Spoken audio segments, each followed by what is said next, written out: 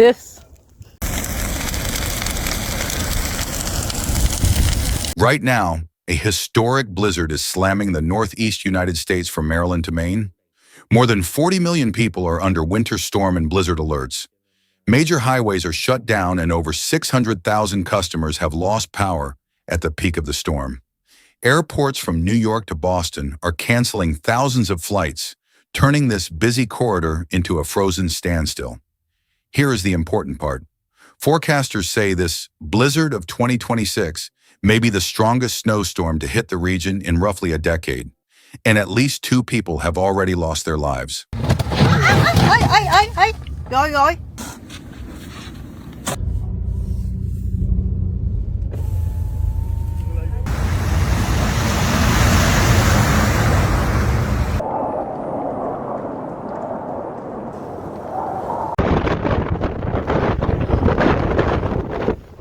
In the last 24 hours, from February 22nd into February 23rd local time, the heart of the United States East Coast has been turned into a narrow belt of whiteout conditions, and the main impact zone stretches from Maryland and Delaware through New Jersey and Pennsylvania all the way into New England, including Connecticut, Massachusetts, Rhode Island, New Hampshire, and Maine.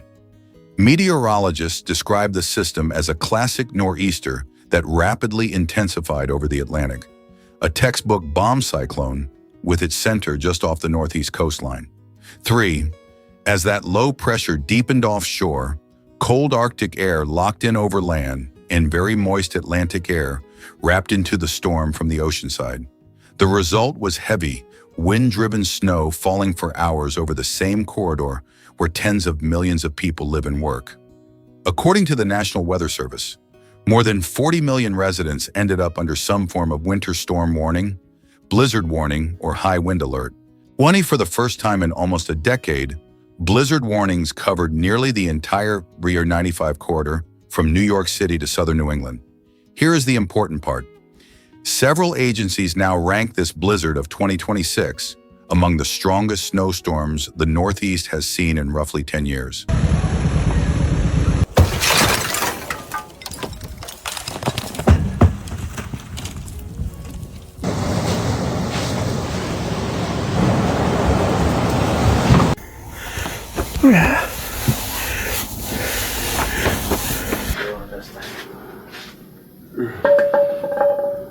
This event does not come out of nowhere.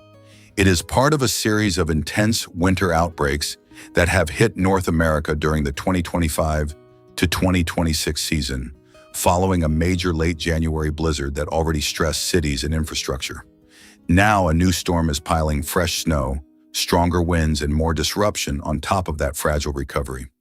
The real story begins when you look at what this 24-hour blast actually did to cities like New York, Boston, and Philadelphia.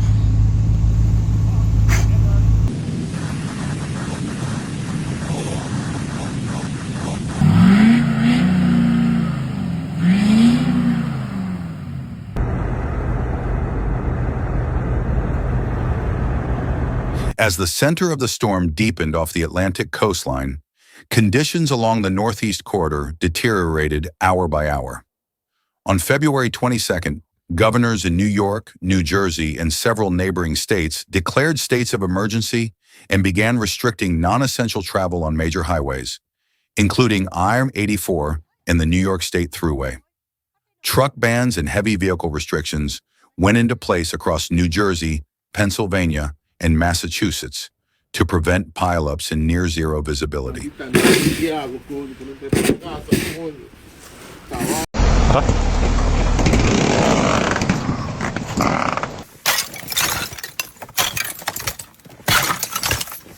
I had my dog to run up and get the dog off the porch. The dog was... Through the night, snow bands wrapped around the deepening low and parked over the mid-Atlantic and New England. In New York City, the National Weather Service issued its first blizzard warning for the city since 2017. High local officials ordered a ban on non-essential travel overnight and prepared to close public schools for February 23rd. In Philadelphia and eastern Pennsylvania, the city activated cold weather emergency plans and moved to protect people living on the streets as wind chills plunged.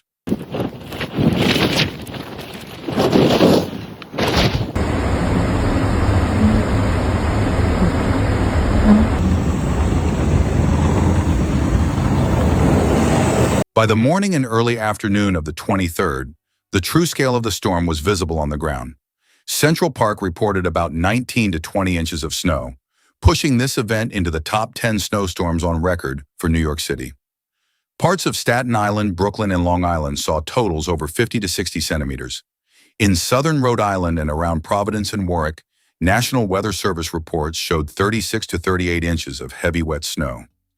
Many spots in New Jersey, eastern Pennsylvania, Long Island, and eastern Massachusetts crossed the 60-centimeter mark, with some local totals reaching 70 to 80 centimeters. Here is the important part.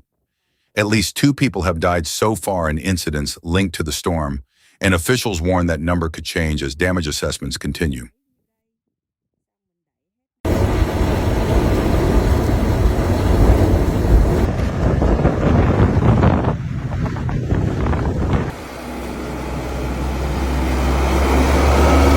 At the same time, winds along the New England coast roared to 70 to 80 miles per hour, knocking out power to hundreds of thousands of customers and forcing repair crews to stand down in the worst gusts. Airports from JFK and LaGuardia to Newark, Boston, Logan, and Philadelphia canceled more than 3,500 flights, while delays and schedule changes pushed the total number of affected flights well above 8,000 nationwide. Under those numbers are families stuck in terminals, in neighborhoods in the dark, and entire school systems shifted online for at least one day. The real human impact only becomes clear when you listen to the stories of people trying to get through this blizzard hour by hour.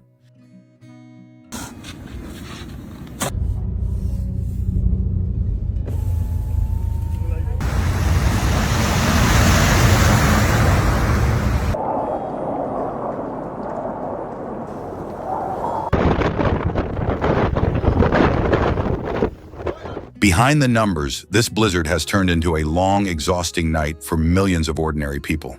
In New York City, families woke up on February 23rd to find cars buried to their windows and sidewalks erased under banks of snow.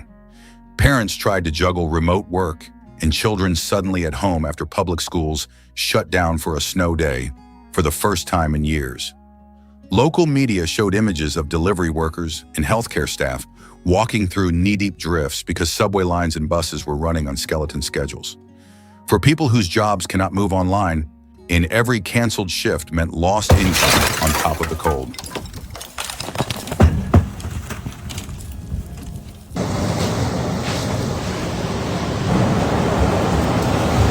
In Philadelphia and eastern Pennsylvania, the city's Code Blue protocol for dangerous cold brought outreach teams onto the streets overnight.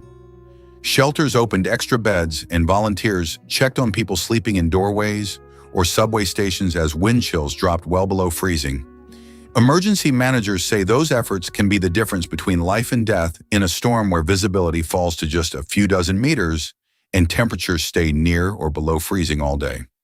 At the same time, many elderly residents and people with disabilities faced a different fear. What happens if the power goes out and the heat fails?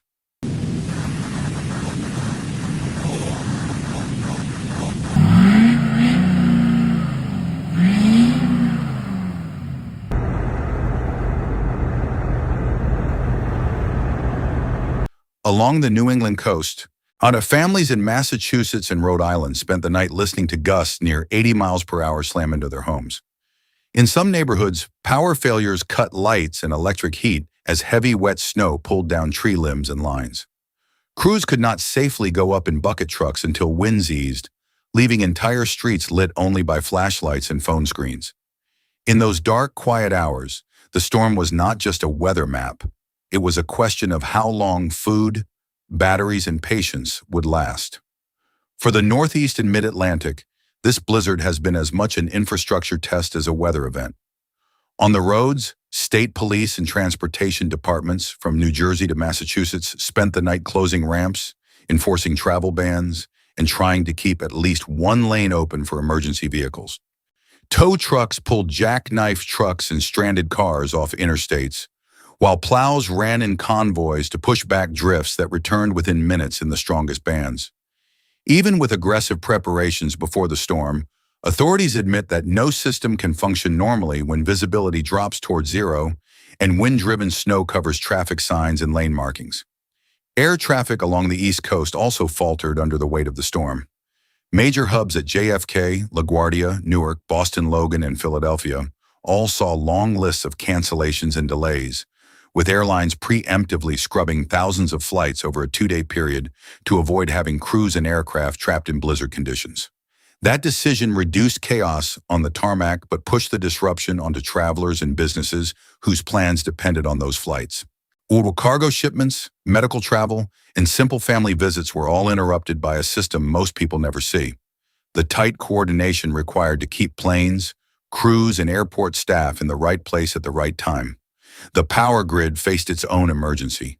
Heavy, wet snow clung to branches and lines while coastal gusts reached hurricane force in places, toppling trees into streets and onto structures.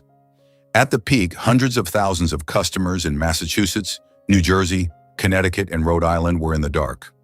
Utilities warned that some restorations could take more than a day, especially in hard-to-reach coastal and rural communities, and urged customers to prepare for a long, cold wait.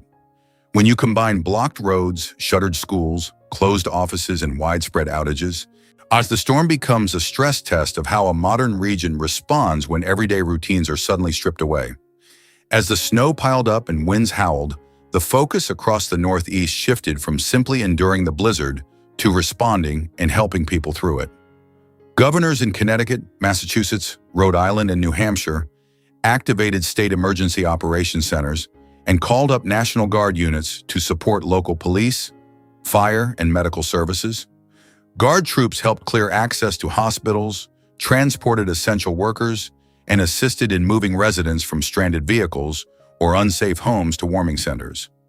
In cities from New York to Boston, public works crews worked in round-the-clock shifts, rotating plow drivers and salt trucks so that emergency routes to hospitals, fire stations and shelters stayed open as much as possible. Community support systems were just as important. In Philadelphia and other mid-Atlantic cities, churches, recreation centers, and schools opened as temporary shelters, providing cots, hot drinks, and a place to warm up for people without reliable heat. Outreach teams checked on elderly residents and people with disabilities who might not be able to dig out or travel on their own.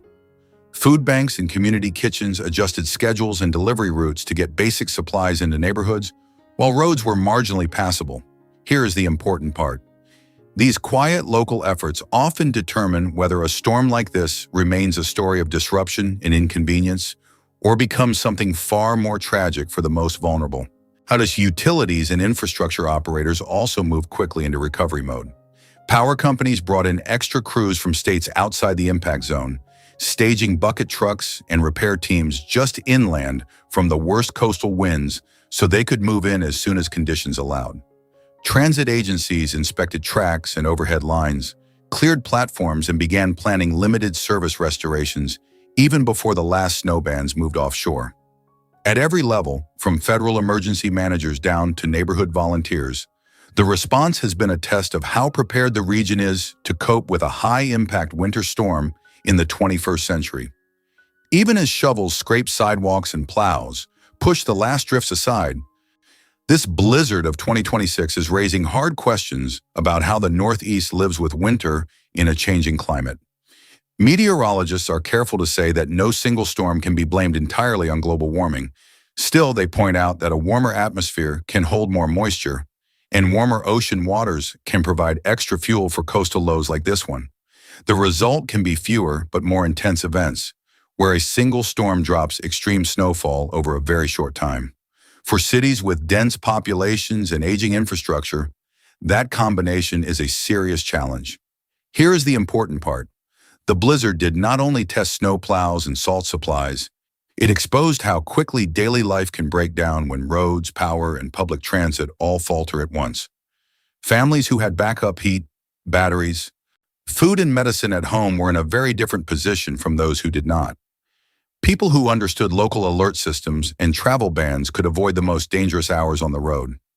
Emergency managers say that simple steps taken before a storm, like checking on neighbors or identifying a safe place to go if the power fails, can sharply reduce the risk of tragedy when conditions turn hostile. Looking ahead, forecast models suggest that another, weaker winter system may pass along the EOR 95 corridor in the coming days, but with much lighter snow than this historic blizzard. That does not erase the impact of what has just happened. Instead, it offers a short window to repair damage, review what worked and what did not, and improve plans before the next major event. And in a region that has seen repeated high-impact winter storms over the 2025 to 2026 season, the real measure of resilience will be how quickly lessons from this week are turned into concrete action. The storm is moving away, but the conversation about how to live with extreme weather is only beginning. In just 24 hours, this blizzard of 2026 has turned one of the busiest regions in the United States into a corridor of closed runways, silent highways, and snow-packed neighborhoods. From Maryland to Maine, we have seen how quickly life can change when a bomb cyclone forms in the right place at the wrong time. Here is the important part. Behind the satellite loops and snowfall charts are families in the dark, workers who cannot get to their jobs, and first responders pushing through drifts to answer calls they cannot ignore. As the storm's center pulls away from New England, the digging out has only begun. Power crews, transit workers, hospital staff, and volunteers will spend days repairing what one night of extreme weather has broken. For the rest of us, this is a reminder that preparation is not only about salt, shovels, and fuel. It is about knowing your local risks, having a plan, and looking out for one another when conditions turn dangerous.